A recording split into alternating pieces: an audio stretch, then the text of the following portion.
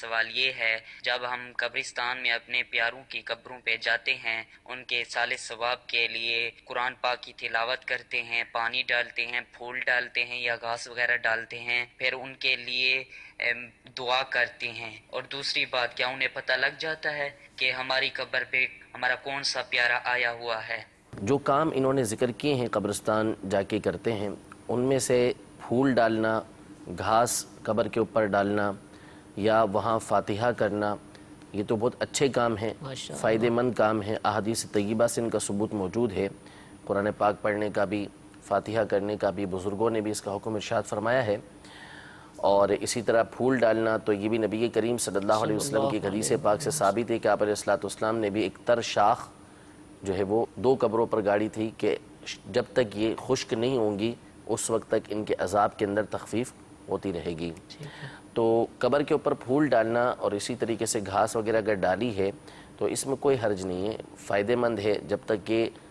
تر رہیں گی اس وقت تک انشاءاللہ تبارک و تعالی مردے کو اس سے فائدہ حاصل ہوتا رہے گا۔ صحیح۔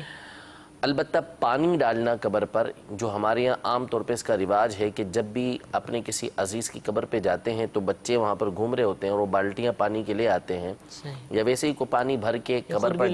جی قبر پر پانی ڈالتا ہے،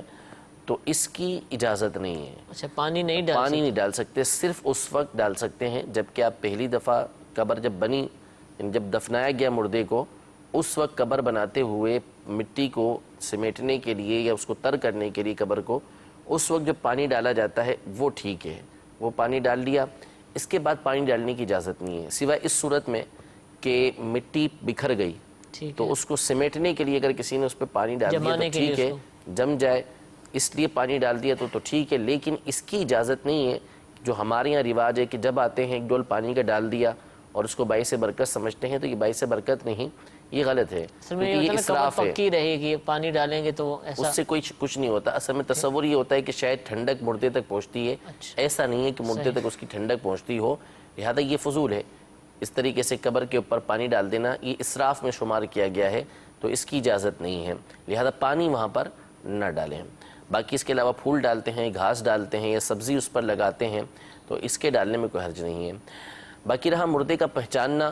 تو بالکل یہ تو احادیث طیبہ کے اندر موجود ہے کہ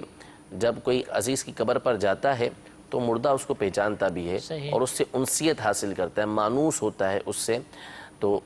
قبروں پر جب جاتے ہیں تو مردے پہچانتے ہیں۔ اسی لیے حدیث پاک میں یہ بھی ارشاد فرمایا کہ تم ایسی قبر کے پاس سے گزرو کہ جس کو تم جانتے ہو تو اس کو بھی سلام کرو، جس کو تم نہیں جانتے اس کو بھی سلام کرو۔